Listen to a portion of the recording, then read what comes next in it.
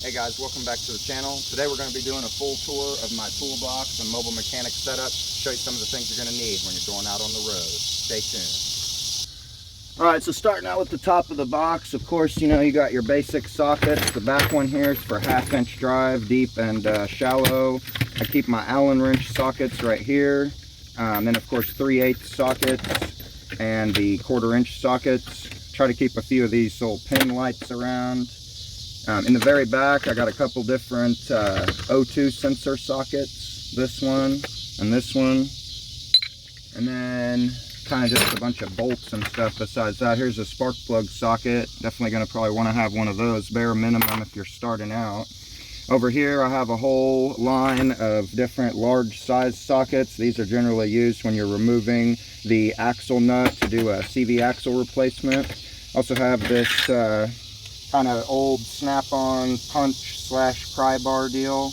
Comes in handy sometimes. Another good thing to have is one of these little claw grabber tools. This particular one has a light on the end.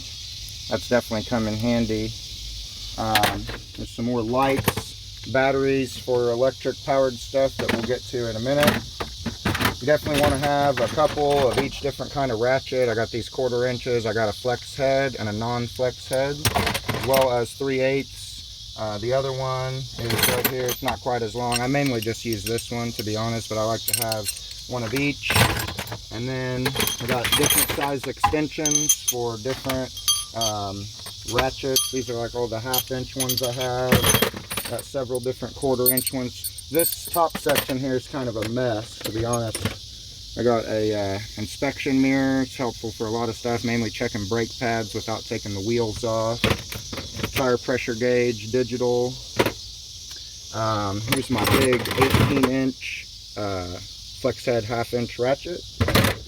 And then got a wheel bearing packer. I don't really use that too much, but sometimes it comes in handy. Here's the other non-flex head 1/2 inch. And of course you want to have, I got a swivel for every size. I think I lost my 1/2 inch one, it's somewhere. And then over here, I just have all my different screwdrivers, large flathead. I've got a large Phillips somewhere. Here's the regular Phillips. Got a door panel clip tool, different kinds of picks. Not going to pull them all out of there, but you definitely want to have a good set of screwdrivers, good set of picks, and at least 1 or 2 tools like this to help you get into a door panel, and honestly for prying on anything where he doesn't need something that's super heavy duty.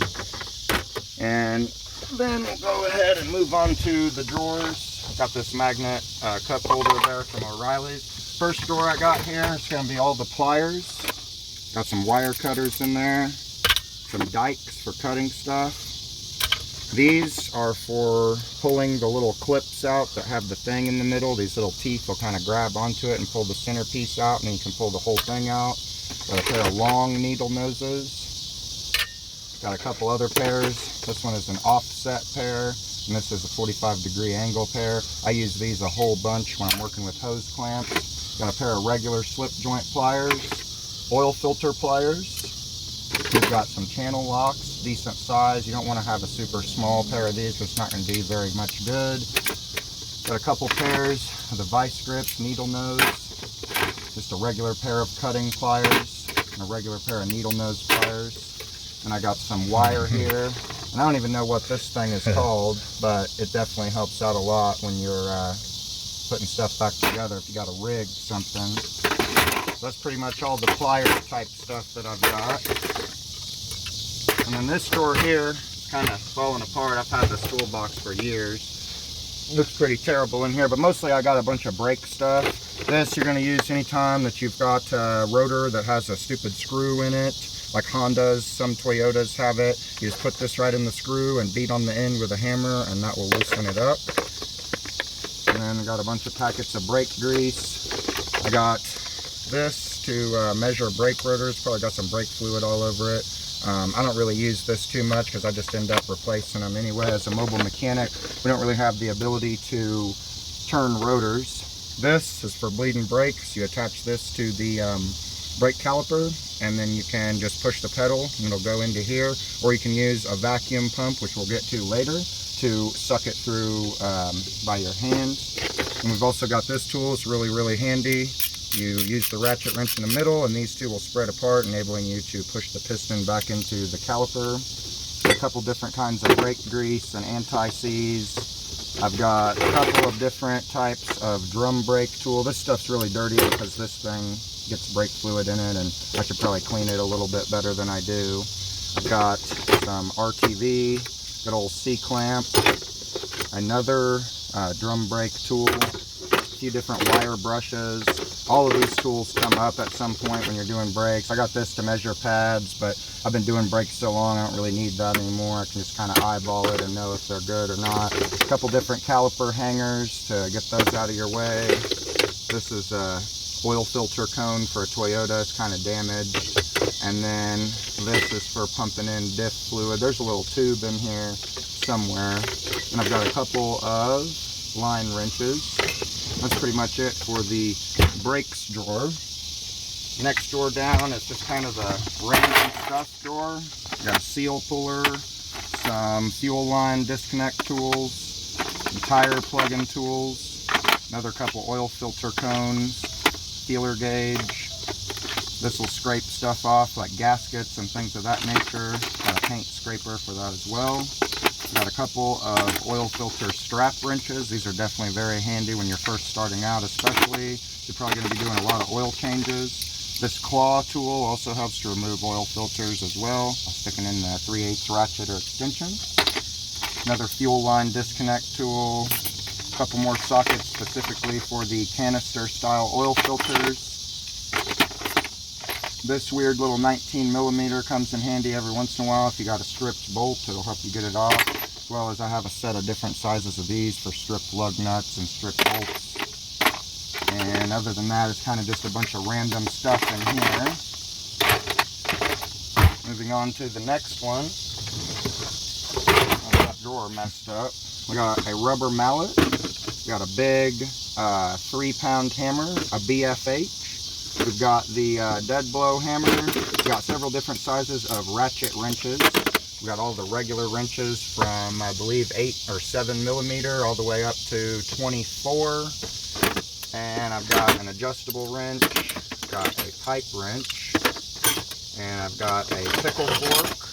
And then the rest of these wrenches back here are just kind of random standard size wrenches. Most of what I carry is metric, but that's pretty much it for that drawer. And then the bottom one here is kind of jumbled as well. I've got a 1/4-inch torque wrench. I've got the driver. This definitely comes in handy for removing stuff faster than using a ratchet. You want to upgrade to one of these as quickly as you can. This one's of course well used, and that's because I used it almost every day. It saves a lot of time when you're working out there as a mobile mechanic or in a shop. This is for those batteries that don't have any handle on them. I don't know why they stopped doing that, so I got my own handle. This here is a set of stubby wrenches, I want to say from size 10 all the way up to 19. That definitely helps when you're working in a tight space. Got some abrasive pads here. It kind of helps when you're removing gaskets and stuff. Got a drill with the driver in case you ever need that. Got a very long 2-foot breaker bar. Sometimes lug nuts won't come off and you got to use that. Got this tool here, which I wish I would have got a different one, but it squeezes the hose clamp together and you can remove the clamp a little easier if it's in a tight space or something. The only problem is with this one, they start out too far, so it doesn't really squeeze very many clamps together unless they're very, very large. This is a tool for holding a fan clutch. You got to put different size bolts in there, and it'll hold the water pump pulley so you can go ahead and loosen up that fan. Got a set of drill bits right here. This helps you when you're removing ball joints, tie rod ends, and things of that nature. It helps it to break it loose. We've also got a 3/8 torque wrench back here. We've got a set of Torx sockets. We've also got the tool that removes the window crank if you don't have power windows. Definitely going to run into that a time or two. These are pickle forks specifically designed to remove the CV axle from the transmission in case it's stuck. You can beat it up in there and loosen it up. And I've also got a set of what they call ball Allen sockets for Volkswagens and things of that nature where you can only get to the bolt at an angle. Not a good idea, but it is what it is. goes in here. This goes in here. Put these back away.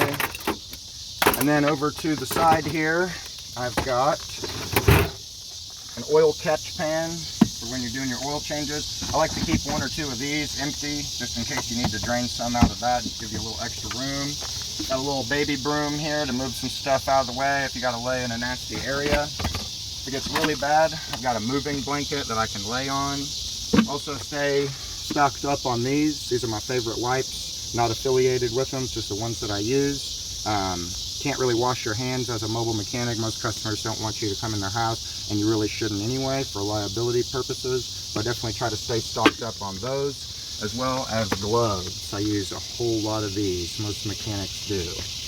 Also got a couple different sets of extra bolts because you're probably going to break some, lose some, etc. So definitely want to keep some of those around. Of course, I got a couple jack stands, a table for larger jobs or jobs where I have to take a lot of bolts and things like that off. Back there, I've got a few different size funnels. I've got the handle to my jack just because it doesn't fit in here stood up.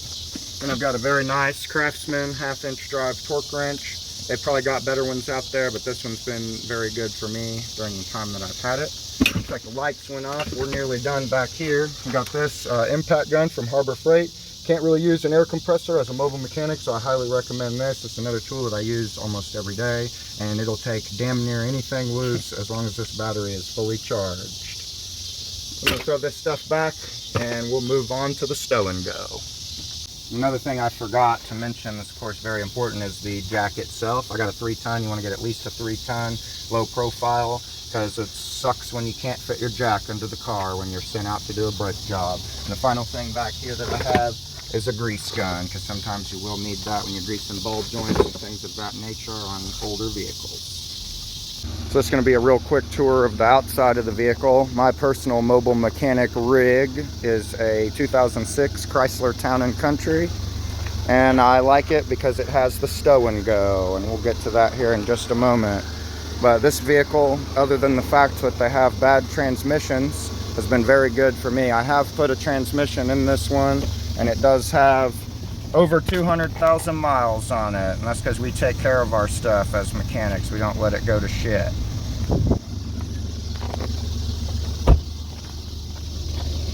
This is the second one of these vehicles I've owned, and I've worked as a mobile mechanic out of both of them. If you are a mobile mechanic and you are not really sure what vehicle to get that's going to suit your needs, if you're not worried about potentially needing a transmission, I would strongly recommend this one. The engines are solid and they're very, very easy to work on. Now on to the stow and go. Before we get to the stow and go, if you really want to spend some money and get a full-size mobile mechanic vehicle, you could get one of these here Pro Master vans. You got a whole bunch of space in this bad boy. You can damn near stand up inside there. Yeah, we got the inverter even over here. You run a compressor, anything.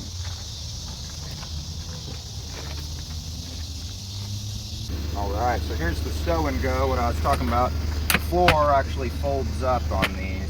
So you have a whole nother trunk. It's designed for the seats, but you can fit so many more tools in here. So we'll go over each side right now. I've of course got a set of jumper cables just in case you need them. I generally use this actually for when I'm jumping cars, just a little Schumacher jump box, but sometimes if this is dead, I'll use those. And then I got a couple of cans of MAP gas because you can't really carry a full-size torch, and some of the like mini torches are pretty expensive. This has worked out pretty well for me. These are only like 13 bucks or something. They'll help you get a bolt loose. This here is my tore up diagnostic bag. I got a bunch of different stuff in here. I've got my original code reader. It's nothing compared to the Top Don though. Then of course you got your multimeter. This is definitely handy for multiple different diagnostic jobs you'll get. I've got a load tester for batteries from Harbor Freight. It's worked out all right so far. I'm going to be hopefully getting the battery tester for the Top Don to check out at some point, and maybe I'll do a video about that as well. Here's part of my stethoscope. The rest of it I think is in the top of the box. This is a remote start switch. This is. If you hook each end of these alligator clips up to certain points on the starter, you can basically bypass the ignition, and this will tell you 100% if the starter is good or not. I've got a couple different alligator clips in here. And then this is a little temperature probe, if I can get it out of there. Yeah, it's kind of tangled up with that bag, but you can stick this in somewhere and you plug this other end into the multimeter and it'll give you a Chinese readout of the temperature, and you can convert it if you want. I don't really use that too much because I've got a real temperature reader, infrared. Helps check if there's a hot spot on the engine, the exhaust, the radiator. Definitely a helpful tool to have. I think it was like 50 bucks or something like that for that.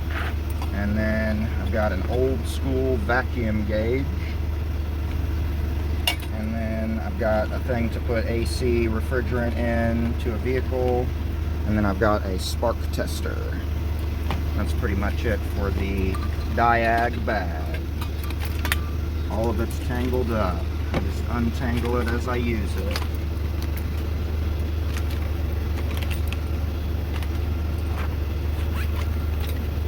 Next thing, we got the Texas Chainsaw Massacre right here. Helps you cut off sway bar links that are being stubborn. This is another piece to my stethoscope.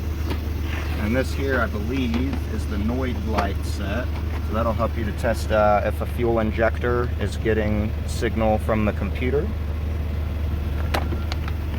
Then we've of course got, not my favorite, but a working serpentine belt tool. I'd like to get one of the gear wrench ones eventually one day, but this one works out all right for now.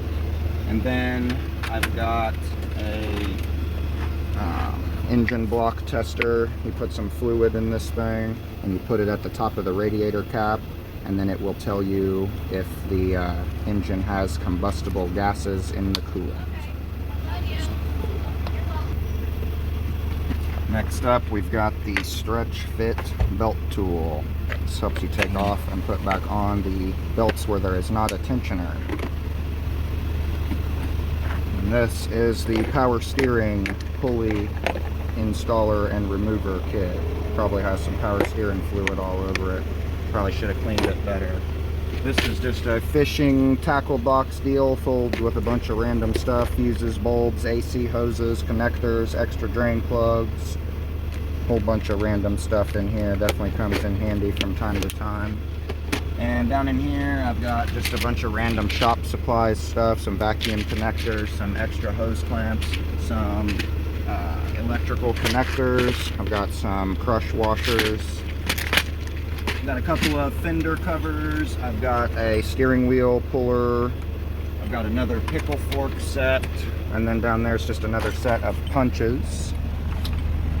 And then besides that, I've got a few rubber grommets and the door panel clips of different sizes and a cutoff wheel. I'll get all this stuff back in and we'll show you the other side. Alright, so the other side is a little less messy because it's mostly cases of stuff. I've got a ball joint set here. Definitely comes in handy if you want to do any suspension work. And you can't just get that because not all ball joints are created equal. So you of course need the master ball joint adapter set, because sometimes the tools in the main kit are not enough. Then we've got the vacuum pump I was talking about earlier. You can check vacuum operated components as well as bleed brakes with it. It's about 50 bucks for something like this. Definitely comes in handy. The next thing we've got is a tool that I try to use as little as possible, which is the strut compressor, or the strut spring compressors rather. I prefer to just do quick struts because these are a huge pain, but I have them in the event that I need them. Next is going to be the rear brake tool, where the parking brake is integrated into the caliper and the piston does not just push in, it has to be twisted in. So this tool is required in order to do those type of brake jobs. Next, we've got a fan clutch wrench set. Got a bunch of different sizes in here for loosening the fan clutch. I use these in combination with the tool I showed you in the bottom drawer in the back. Alright, and the last few things we got here is a radiator pressure test kit, or cooling system pressure test kit, in order to check for coolant leaks. We've got a full set of different snap ring pliers. Definitely need those for getting out ball joints and stuff sometimes. And then the last thing I have is for the cooling system pressure tester as well, for when the reservoir is pressurized. I believe one of these is Ford, the other's GM, and they may work on some other vehicles, but if the regular radiator cap tools in the other kit don't work, then that will in most cases. Alright, so I really hope you guys enjoyed the tour of my mobile mechanic setup. You're of course not going to need every single one of these tools when you're first starting out. This is just what I've acquired over roughly 15 years of working on cars. And like I said, I really hope you all enjoyed the video, and stay tuned for many more to come. Thank you.